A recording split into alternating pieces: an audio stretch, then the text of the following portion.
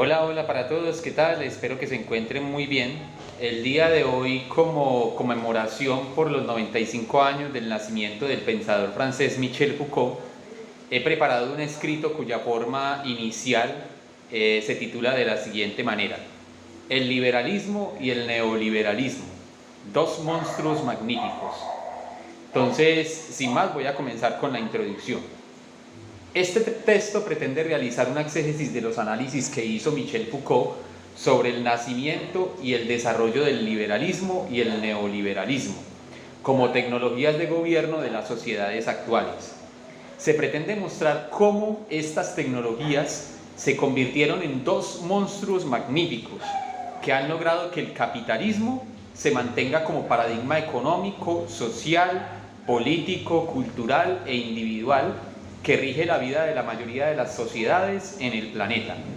De igual forma, se busca hacer algunos comentarios críticos y de análisis de nuestro presente con el fin de crear una conciencia acerca de los peligros que estos monstruos han generado. Primera parte: diagnóstico de nuestro presente, de la disciplina a la configuración como empresarios de sí mismos. En la clase del 11 de marzo de su curso de 1979 en el Collège de France, titulado Nacimiento de la biopolítica, Foucault nos dice que nuestro presente ya no funciona bajo prácticas disciplinarias y de control, sino bajo prácticas de orientación y o gestión de la libertad de los individuos para que sus afectos, deseos, memoria, atención, creencias, aspiraciones y demás se muevan hacia los objetivos previamente trazados y calculados por el neoliberalismo. Dichos objetivos se resumen en el consumo perpetuo y excesivo de objetos y de experiencias. La orientación o la gestión de la libertad se logra mediante la creación de espacios para que los sujetos puedan ejercerla, volviéndose empresarios de sí mismos, competentes y consumidores, más de experiencias que de cosas. El neoliberalismo, cual monstruo magnífico, llama a estas prácticas empresariales con los nombres de capital, recursos y talentos humanos respectivamente, y los articula unos con otros. De esta manera surge y predomina el discurso y la práctica de la empresa, y el capital pasa de ser algo exclusivamente material a ser también, y de forma predominante, algo inmaterial o algo experiencial. La belleza, el amor, la sexualidad, el conocimiento, la espiritualidad y las demás experiencias humanas son colonizadas por la economía capitalista y convertidas en objetos mismos para la producción de riquezas y la explotación de las personas. Tenemos acá una de las formas de manifestarse la monstruosidad del neoliberalismo. Ha logrado que el enemigo a atacar no sea la economía misma del mercado, sino nosotros mismos, en tanto ya nos hemos convertido en capital. La lucha por no ser tan gobernados pasa entonces por quitarnos esa configuración que nos hace pensarnos y definirnos como empresarios de nosotros mismos. Dicho logro fue posible gracias a que este monstruo ha logrado optimizar las sociedades en donde opera bajo el régimen económico costo-beneficio, oferta-demanda, útil, no útil, rentable o no rentable, donde se deja hacer, es decir, se gestiona la libertad de las personas en el marco de los costos y de los beneficios. Pero, ¿dónde comienza toda esta locura que nos ha convertido en capital para la economía del mercado? ¿En qué momento pasamos de ver las cosas como capital a vernos a nosotros mismos como capital que debe ser invertido, gestionado, incrementado, mejorado y perfeccionado? Para responder estos interrogantes se hace necesario recorrer con Foucault los rastros genealógicos que dieron nacimiento, primero al liberalismo y después al neoliberalismo como transformación o reconfiguración de este. Hacer este recorrido de forma meticulosa sería un trabajo arduo y extenso que excedería con mucho este escrito. Por lo tanto, trataré de hacer una síntesis lo más concreta y sencilla posible de esa genealogía que trazó el pensador francés en sus cursos de 1978 y 1979, titulados Seguridad, Territorio, Población y Nacimiento de la Biopolítica, respectivamente. De igual forma me voy a apoyar para esta síntesis en el libro Historia de la Gubernamentalidad 1 del filósofo colombiano Santiago Castro, el cual nos brinda unos análisis muy bien logrados de esos dos cursos. Antes de hacer ese recorrido, es importante destacar que para Foucault la política es el problema más importante de nuestra existencia, pero ese problema se debe entender desde la óptica de las tecnologías aplicadas a la política. Cómo orientar la conducta de los seres humanos para lograr determinados objetivos. Qué estrategias usar para que se comporten según esos objetivos. Y el cálculo de los costos que implican la aplicación de esas estrategias. El liberalismo y el neoliberalismo producen modos de existencia, de experiencias y de subjetividad que buscan que los deseos, las esperanzas, las decisiones y las necesidades configuren estilos de vida donde se persigan las mismas metas que estos dos monstruos se han trazado. Digo que son monstruos porque como formas de practicar la voluntad de poder humana lograron alcanzar formas muy sofisticadas, precisas y meticulosas de ejercer un control y gobierno de la vida humana que no tiene precedentes en la historia.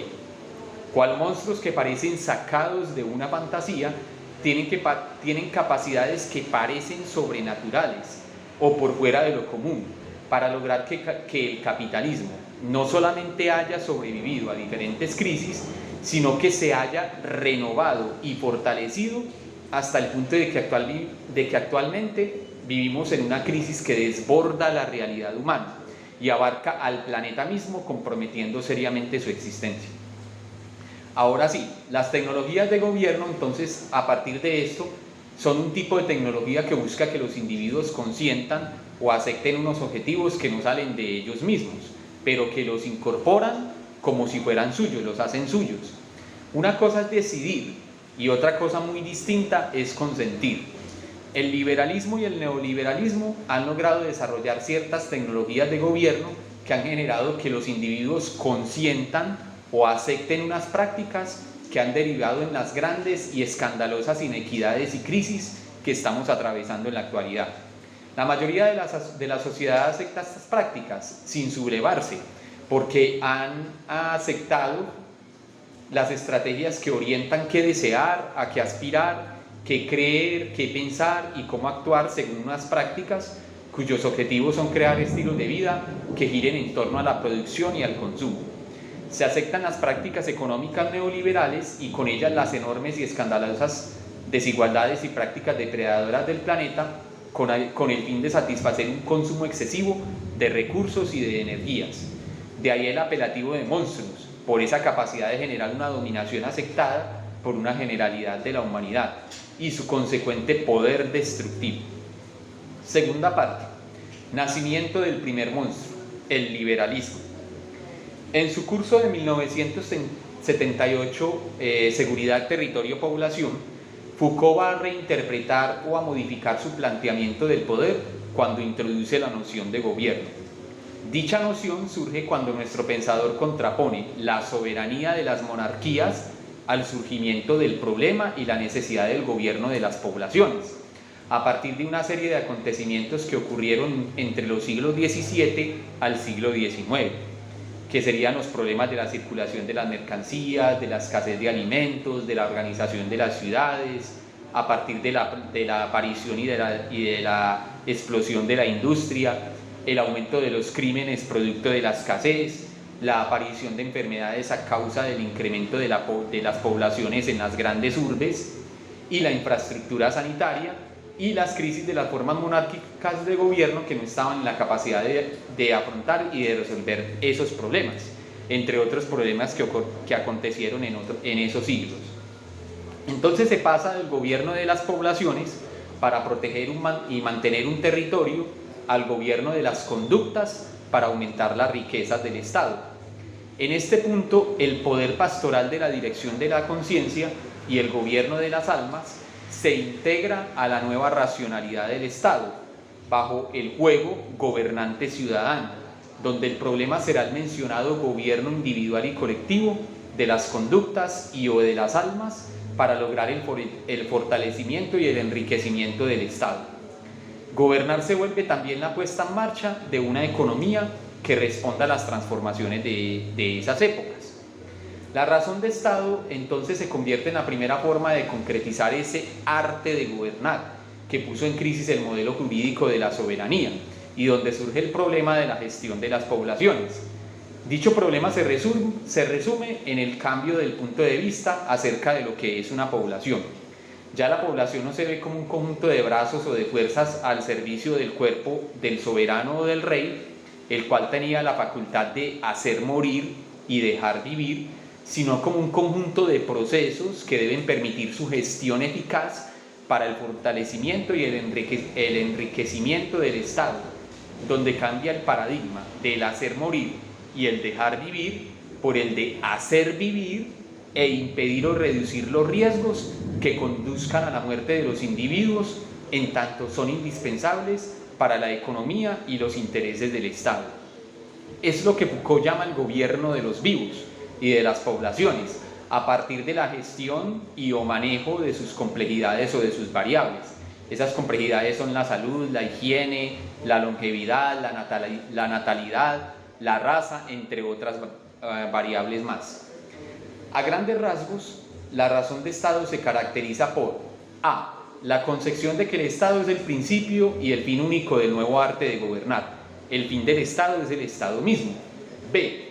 El golpe de Estado, que consiste en que éste puede suspender las leyes y crear un estado de excepción para mantenerse y conservar su integridad. c. El uso del gobierno de la economía y de la opinión. Aquí es donde nace la publicidad en el siglo XVIII como un dispositivo para controlar y orientar la opinión o lo que piensan las personas y generar objetivos de felicidad a partir del gobierno de los deseos, los temores, los intereses, las expectativas, los pensamientos y en general todo lo que hacen los seres humanos. De igual manera usa los siguientes dispositivos, la razón de Estado.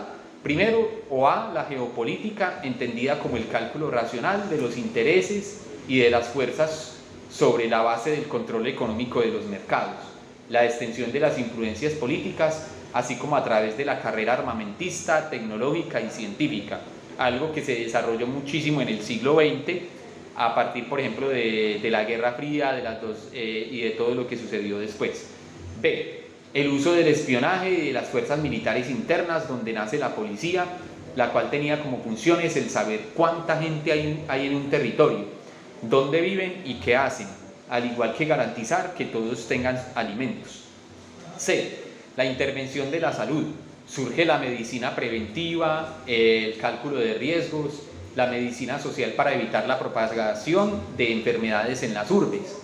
D. La intervención del trabajo para hacer que todos trabajen y sean útiles al Estado, mediante la reglamentación exhaustiva de los oficios y de las profesiones. Y E. Controlar la circulación de las personas mediante diseños y construcciones de las calles, los barrios y demás, según planos previamente diseñados por expertos en los temas, lo que se conoce como la planificación urbanística de las ciudades. Todos los dispositivos anteriores se pueden subsumir o reunir en un dispositivo general que se llama dispositivo de seguridad. Entonces, a partir de aquí surgen la estadística, el cálculo de probabilidades, como saberes que deben hacer inteligibles esas gestiones mediante mediciones y probabilidades que intervengan los lugares de circulación y de vida, con el fin de ejercer un gobierno económico sobre la conducta de los individuos.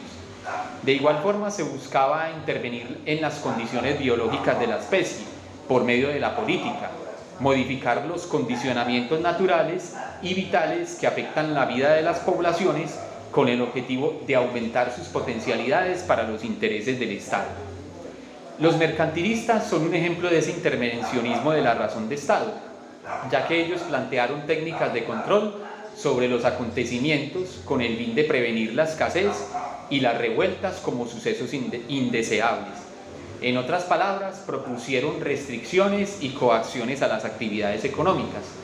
Todas esas intervenciones en la economía buscaban ejercer un control sobre la vida para producirla y gestionar sus condiciones. La razón de Estado planteaba un estado de bienestar que se bloqueó por su propia racionalidad y no logró ese bienestar del individuo, en tanto su objetivo real era el propio engrandecimiento del Estado y no realmente del individuo como tal. Entonces, en contraposición a los mercantilistas y al estado de bienestar, los fisiócratas propusieron por primera vez lo que Foucault denomina el gobierno económico de la escasez, mediante la libertad de comercio y la circulación sin restricciones de los granos. El famoso laissez-faire, el dejar hacer, y el famoso laissez-passer o dejar pasar, previendo los peligros y calculando los umbrales de su aceptabilidad. Entonces es el dejar actuar los procesos económicos y que el Estado se sirva de la economía para regular una serie de variables como la escasez, donde no se interviene el mercado, sino sus variables, las cuales afectan su desenvolvimiento.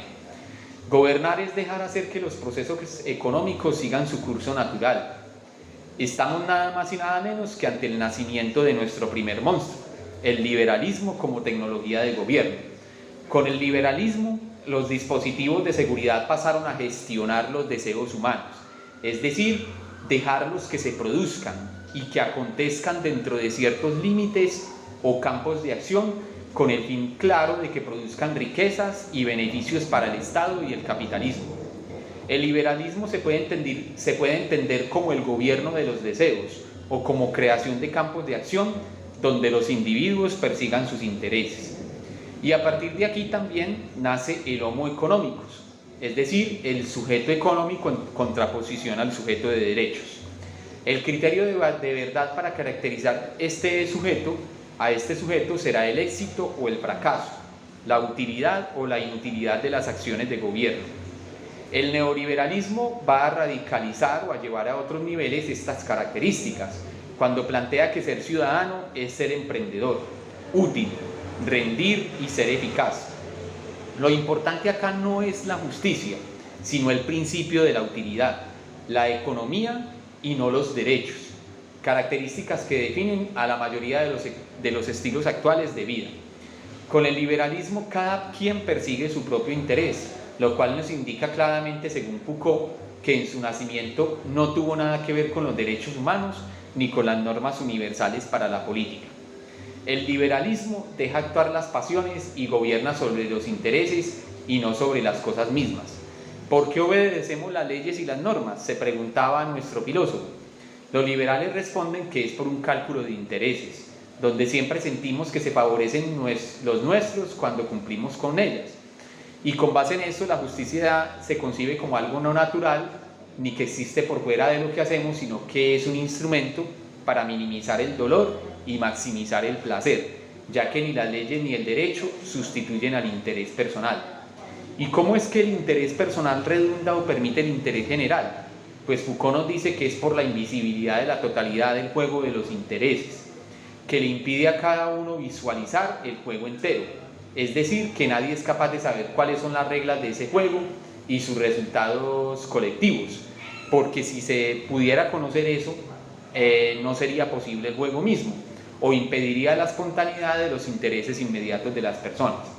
Entonces, a partir de aquí, el francés entiende por liberalismo una serie de prácticas y de modos de hacer las cosas y de tecnologías de gobierno sobre la conducta económica y moral de las personas, que presupone que cada uno es capaz de autogobernarse sin la necesidad del Estado, porque sabe lo que quiere, lo que hace y las mejores formas para obtenerlo. El liberalismo gestiona entonces la libertad humana, opera sobre sus campos de acción y crea medios para regularla y orientarla para que sea lo menos peligrosa posible y genere beneficios económicos. De igual forma busca que los individuos sean sujetos morales y autorresponsables. El utilitarismo deviene así en técnicas para la formación moral de los sujetos, en tanto entiende la libertad como un autoproducirse como un sujeto moral. Para finalizar esta parte es importante destacar que Foucault en su curso de 1979 ve en Adam Smith a alguien que trazó los límites de la acción del Estado con relación al mercado, una crítica de la razón gubernamental que le dice al soberano que no puede conocer la totalidad del proceso económico. Es la famosa mano invisible de todos los sujetos que buscan su propio interés. la única certeza de lo no conocible en la economía, y cualquier intento de planificar o regular a través del Estado la economía ya no es ciencia sino metafísica. Smith fue el pionero del actual mercado globalizado y del libre comercio al plantear la eliminación de todas las trabas y los monopolios estatales en favor de la exportación e importación sin restricciones jurídicas. Se mundializa el mercado como nuevo dispositivo geopolítico de seguridad que garantizará la paz y la prosperidad de los estados. Tenemos entonces que en el liberalismo, gobernar es ubicarse en el intersticio o entre las coerciones y permitir la libertad dentro de un campo abierto, pero a la vez limitado de acciones.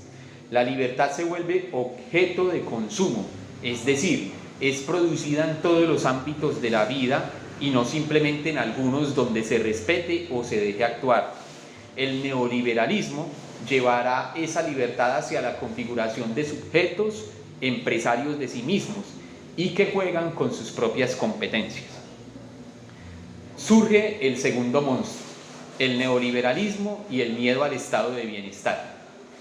La crisis económica de 1929, conocida también como la Gran Depresión, impulsó una serie de transformaciones de la racionalidad liberal con los objetivos de combatir la pobreza extrema o pauperización y garantizar las libertades democráticas.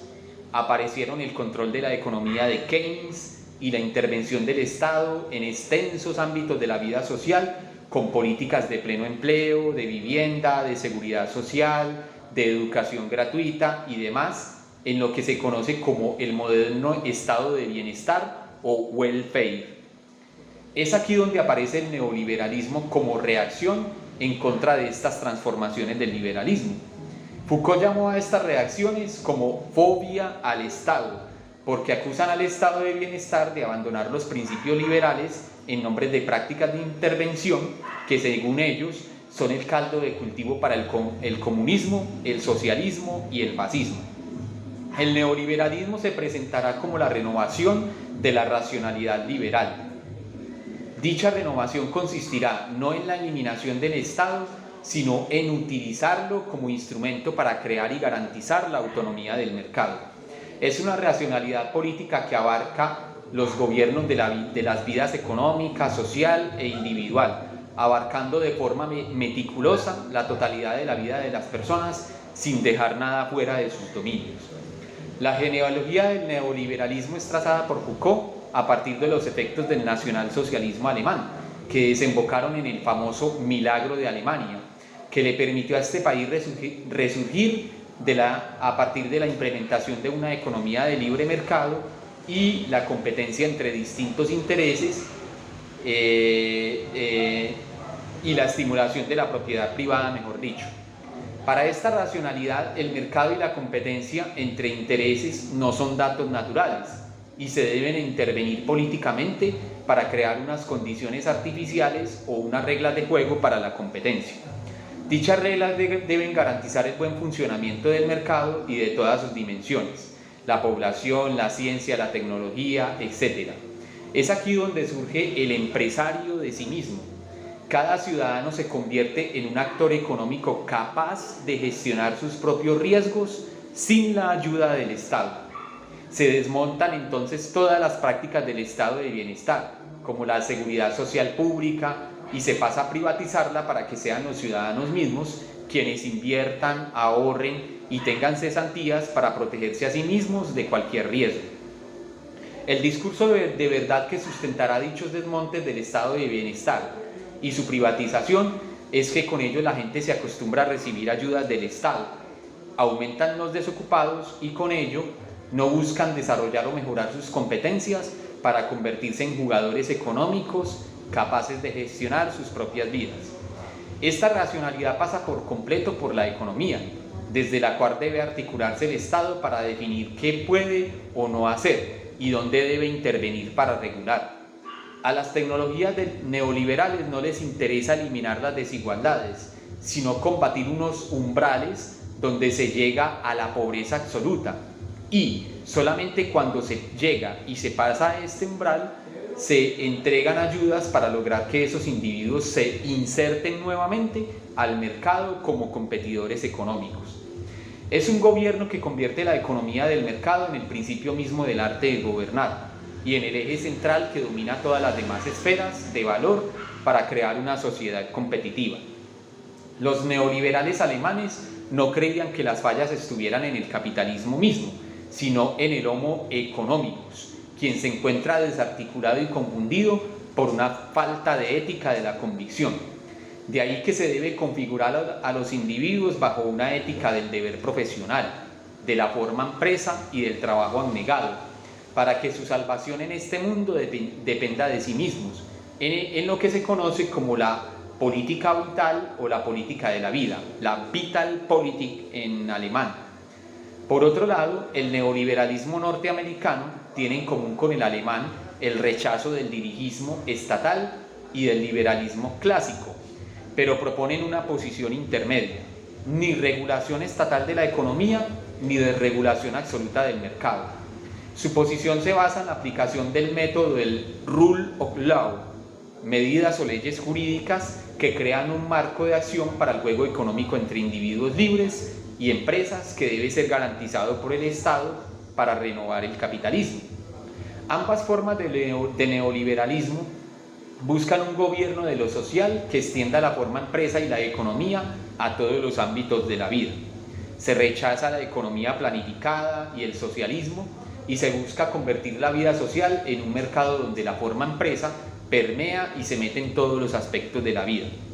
Surge el discurso de verdad del capital humano, el cual plantea que cuando alguien compra los servicios de salud, de educación, información, turismo, etc., esas acciones no son gastos de consumo, sino inversiones para capitalizar o incrementar sus capacidades, su felicidad, su bienestar y su calidad de vida. Los neoliberales ven el trabajo como capital inicial que el trabajador invierte en una transacción económica para mejorar su calidad de vida y no como el pago injusto por la sobreexplotación o como una mercancía bajo la forma de tiempo y de fuerza que se vende, como planteaba por ejemplo Marx. El obrero mismo es un capitalista que invierte y usa sus actitudes y competencias e idoneidad para mejorar su calidad de vida. Se configura de esta manera el sujeto empresario de sí mismo, cuyas características son el ser alguien activo, calculador, responsable y capaz de sacar el máximo provecho de sus competencias y de producir los medios para su propia satisfacción sin la ayuda del Estado. La inversión se inscribe en lo real, cuando atraviesa todos los aspectos de la vida, desde la parte afectiva, pasando por la educación y por los niveles más íntimos de la vida, determinando que todas o casi todas las decisiones cotidianas tengan como objetivo optimizarse o mejorarse a sí mismo lo mejor posible como máquina productora de capital y útil para la economía neoliberal. La monstruosidad de la racionalidad neoliberal radica en que busca producir un ambiente continuo y renovado de riesgos y de peligros constantes, que obligan a las personas a innovar y a competir de forma perpetua para alcanzar el éxito y o sobrevivir en un ecosistema humano salvaje y depredador que llamamos competencia. Para eso se privatiza todo lo público, se precarizan las condiciones laborales, se reducen las garantías, las estabilidades, los ambientes cómodos y las seguridades para que nadie se sienta satisfecho con lo que tiene o no se vea en la necesidad constante de mejorar, innovar o mostrar que es capaz. De igual forma, el mercado se vuelve salvaje con la renovación constante e ininterrumpida de los productos de consumo, mediante la obsolencia programada o el vómito constante de productos nuevos que prometen mejores características que los anteriores. El consumo de experiencias se renueva mediante la creación de nuevas experiencias y de estrategias de goce y de diversión. Conclusión: el monstruo y el futuro seriamente comprometido de la humanidad y del planeta. Grosso modo, tenemos 4 características o aspectos del neoliberalismo que lo convierten en un monstruo magnífico. Primero, se modula la conducta de los sujetos para que ellos mismos se autorregulen. Segundo, La libertad es la condición misma de la posibilidad para el sometimiento, crear, innovar, emprender y verse a sí mismo como capital. Cada uno se ve como capital. Tercero, todo lo que hacen los humanos se encuentra mercantilizado, incluyendo el crimen. De ahí que el narcotráfico sea una de las tantas manifestaciones del neoliberalismo, porque se gobierna ambientalmente la conducta mediante el combate estratégico a las drogas, para incrementar su costo y que el consumidor calcule y ejerza un control sobre su conducta. Este no es un criminal, sino que es alguien que no es capaz de autogobernarse y de ser empresario de sí mismo, y debe recibir un tratamiento para que aprenda a conocerse y a gestionar su capital humano. Acá me parece que se evidencia con más fuerza la monstruosidad del neoliberalismo, en su capacidad para incorporar la ilegalidad y la criminalidad a sus dinámicas para lograr sacar provecho de las mismas. Se podrían citar otros ejemplos como la gestión de la prostitución, la definición implícita o explícita de los umbrales de tolerancia, que si no son violados, hacen intocables sus prácticas o no establecen la necesidad de intervenir en ellas directamente para controlarlas o eliminarlas. Esos cálculos fríos y racionales de los riesgos, de los costos, de los beneficios y de los perjuicios basados en lo económico hacen que se tolere o se permitan conductas ilegales, criminales y no éticas que han resultado nefastas para la realidad humana y para el sostenimiento del planeta y de su vida en él. Cuarto, capitalización de lo inmaterial. Ahora se invierte en belleza, en amor, en sexualidad, en conocimiento, en espiritualidad y en otras cosas. Todos los aspectos de la vida se mercantilizan, se vuelven objetos de ganancias potenciales, y lo peor de todo es que incluso el monstruo está usando la crisis climática para mercantilizar la conciencia ambiental y crear productos amigables con el ambiente para así lograr mantenerse con vida. El neoliberalismo ha cooptado o ha secuestrado prácticamente todos los aspectos de la vida humana, desde lo macro hasta lo micro: el Estado, la economía, la ciencia, las formas de pensar, de sentir, de ser y de actuar en la cotidianidad. Cual monstruo con sus grandes poderes y habilidades ha logrado que lo real funcione en y por los intereses económicos, y creando una brecha de desigualdades enormes, de crisis planetaria y de crisis climática, de crisis y de cansancio existencial general que pesa sobre gran parte de la humanidad, que se ha visto privada del pastel que se consume apenas el 1% de la población, que acapara la mayor parte de las riquezas. Este diagnóstico a primera vista parece desolador y fatal, pero todavía quedan puntos de fuga para buscar una transformación radical que nos permita llevar a cabo las promesas de igualdad, de libertad, conquista de la escasez y solución pacífica de los conflictos que nos prometió la modernidad. A esto toca unar la lucha contra la crisis climática y la crisis energética del planeta causada por nuestros estilos depredadores de vida, y que tienen comprometido seriamente el futuro de la vida sostenible en la Tierra. De esto se hablará en otro escrito, pero lo que puedo anticipar es que la lucha debe ser política y ética, por modificar el sentido común que ha hegemonizado el neoliberalismo y que se evidencia en la forma empresa, en la forma consumo, mercancía, utilidad, inversión, entre los otros que ya hemos nombrado en este escrito. Ese compromiso debe tener como horizonte la puesta en marcha de una democracia renovada y vital, que haga posible que la vida sea sostenible y que todos quepamos en un planeta que nos lo da todo gratis, pero que lo hemos convertido en un infierno donde hasta lo más necesario tiene un precio que debemos pagar. Muchas gracias por su atención y que tengan un feliz día.